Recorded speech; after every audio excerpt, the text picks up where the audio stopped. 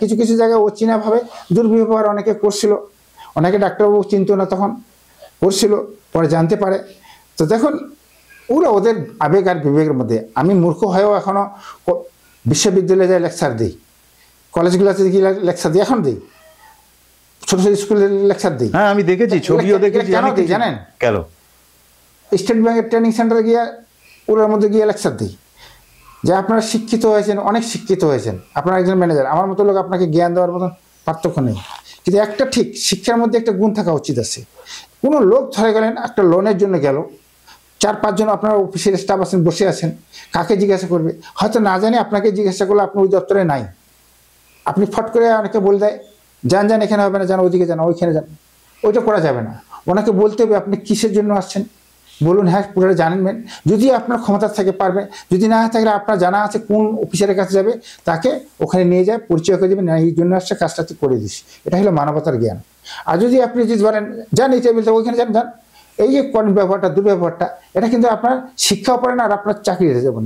আপনি যেখানে চাকরি করেন ওটা মন্দির, আপনার চাকরি করেন ঘরটা মন্দির, আপনার কাস্টমার হলে দেবতা হইলে কাস্টমারগুলা, যেটা আপনি বেতন পান সেটা আপনার প্রসাদ। তা সেই দেবতাকে যদি আপনার দুর্ব্যবহার করেন তাহলে আপনার কি ঠিক থাকবে? কাজেই মানুষ ব্যবহারের দিকে, রাইট, একদম সঠিক কথা বলেছেন, সঠিক ব্যবহারটা হলো সবচেয়ে সঠিক কথা বলেছেন। এই জেনারেটরটা হলো যে ইন্ডিয়ান অয়েল কোম্পানি আমাকে দিয়েছে।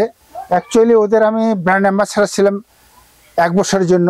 SP95 যে তেলটা আছে সেটারই ওনার যে মানে ইন্ডিয়ান অয়েল কোম্পানির উনি বড় কর্ণধার ছিলেন। উনি ওটা দিল্লি না বোম্বাইতে উনি থাকেন। তো কোনো একটা প্রোগ্রামে আমাকে নিয়ে গিয়েছিল মাদারিহাটের একটা পেট্রোল পাম্পে, ওদের টয়লেট যে থাকে প্রত্যেকটা, হ্যাঁ ওটা উদ্বোধনে গেছিলাম। তো আমি তখনই বলছিলাম স্যার আমাকে একটু জেনারেটর দিজিয়ে। হ্যাঁ, তা আমি ব্র্যান্ড অ্যাম্বাসেডারের কোনো টাকা নেইনি, টাকা না নিয়ে আমি এইটা নিয়েছি। অ্যাকচুয়ালি কিন্তু এটা ইন্ডিয়ান অয়েল থেকে দিয়েছে ওরা ব্র্যান্ড অ্যাম্বাসেডার হওয়াতে। আপনি বলেছিলেন যে আমার হ্যাঁ হ্যাঁ হ্যাঁ আমাকে টাকা লাগবে না, এটা অনেক সুবিধা, অনেক সুবিধা, কারণ আমি এটা কিনতে পারতাম না। ওখানে ওরা ভাগ্যে আমাকে ব্র্যান্ড অ্যাম্বাসেডার বানিয়েছিল। এটাও এই অ্যাম্বুলেন্সটা চালু? হ্যাঁ এটা চালু আছে। এই অ্যাম্বুলেন্সটা দিয়েছে ইউনিয়ন ব্যাংক। ইউনিয়ন ব্যাংক দিয়েছিল। ওদের 100 বছর পূর্তি অনুষ্ঠান ছিল শিলিগুড়িতে, সেখানে আমাকে ডাকছিল, চিফ গেস্ট হিসেবে গিয়েছিলাম। তখন আমি বলছিলাম যে আমাকে একটা অ্যাম্বুলেন্স দিলে ভালো হয়, কারণ এখানে অনেক অনেক জায়গা আছে, এমন এমন জায়গায় একটা গাড়ি গেল আর একটা 2টা অ্যাক্সিডেন্ট হলো, অসুস্থ হয়।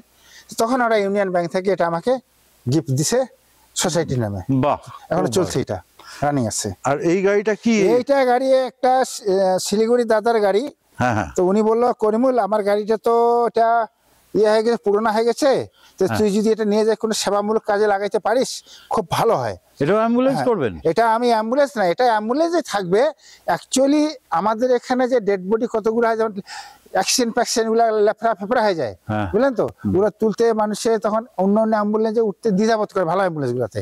তো আমি এটা ডেড বডি ক্যারিং করার জন্য এই গাড়িটা বানাবো। তো এটাতে আমি গাড়ি যেহেতু লম্বা আছে এটা, বুঝলেন, হ্যাঁ লম্বা আছে, ওই পর্যন্ত আছে। আরামসে একটা বক্স বানাবো এখানে, বক্স বানিয়ে ডেড বডি ফ্রিজের মধ্যে থাকবে। হ্যাঁ, সাইডে লোকও বসবে। তাহলে এটা এই গাড়ি আমার ডেড বডি কেরিয়ার ভালো হবে। তার কারণ এটা মনে করেন যে অনেকে আত্মীয়র বাড়িতে মারা যায়, তাকে পৌঁছাইতে হবে, অনেকে হসপিটালে মারা যায়, আনতে হবে, অনেকে অ্যাক্সিডেন্ট, বিভিন্ন ভাবে নানান রকম। আপনার সেই কাঠের ট্রলির আস্তে আস্তে ডেভেলপমেন্ট করছে। আচ্ছা, এটা আমার চিন্তাধারা। পণ্য অর্জন করতে পয়সা লাগে না তো। টাউনে যাই আমরা, অনেক গ্রামের লোক টাউনে যায়, ডাক্তার কোথায় বসে জানে না। একটা পান দোকানে গিয়ে বলছে দাদা অমুক ডাক্তার কোথায় বসে, আমি জানি না, ওদিকে যান, অনেক ডাক বলে। আর ওখানে গিয়ে দাদা ওই ডাক্তারটা কোথায় বসে, জানতো আমার একটু কাজ আছে, কাউকে জিজ্ঞাসা করেন। এই যে করে এটা ঠিক না। যদি পণ্য অর্জন করতে হয়, যদি পান দোকানে জিজ্ঞাসা করে দাদা মোট ডাক্তার কোথায় বসে, হ্যাঁ আপনি একটা কাজ করেন, এই দিক দিয়ে গিয়ে ওই দোকানে জিজ্ঞাসা করেন, নাহলে সাইনবোর্ড দেখতে পারবেন, বা এই রকমের ঘর আছে, ওইখানে জিজ্ঞাসা করলে আপনি পাবেন। এই এটা কি স্কুল? এটা হলো কোচিং সেন্টার স্কুল। এরকম স্কুল আছে আমার 4টা। এটা ওই মেয়েটা যে আছে দীপশিকা, ইনি একজন গায়িকা ছিলেন হয়তো, টিভি চ্যানেলের কোনো, কিন্তু ওর যে মামা উৎপল গুহ বিশ্বাস, ওর নামে স্কুলটা চালায়। অনারিয়ামটা ওই উৎপল গুহ বাবু দেন, আর এখানকার বাচ্চাগুলা লেখাপড়া করে, যে পড়ায় সে অনারিয়ামটা ওখান থেকে ডাইরেক্ট পাঠায়। কতজন স্টুডেন্ট আছে এখানে? এখানে আছে প্রায় 27 জনের মতন আছে। তো এইরকম ভাবে আমার 4টা স্কুল আছে, আদিবাসী পাড়াও আছে, চা বাগানও আছে, যেসব বাচ্চাগুলো পড়তে পারতেছে না, লেখাপড়া করতে পারতেছে না, অর্থাৎ স্কুল যায়। এই ক্লাসটা কখন হয়? সকালবেলা হয়। সন্ধ্যের সময় নিশ্চয়ই হবে না, কারণ চিতাবাঘের না না, সমস্যা আছে। এখানে সকালবেলা স্কুলগুলো করে বাচ্চাগুলো আবার বাড়ি থেকে স্কুলে চলে যায়। আপনাদের একটা লাইক আর সাবস্ক্রাইব আমাদের পথ চলার পাথেয় হবে।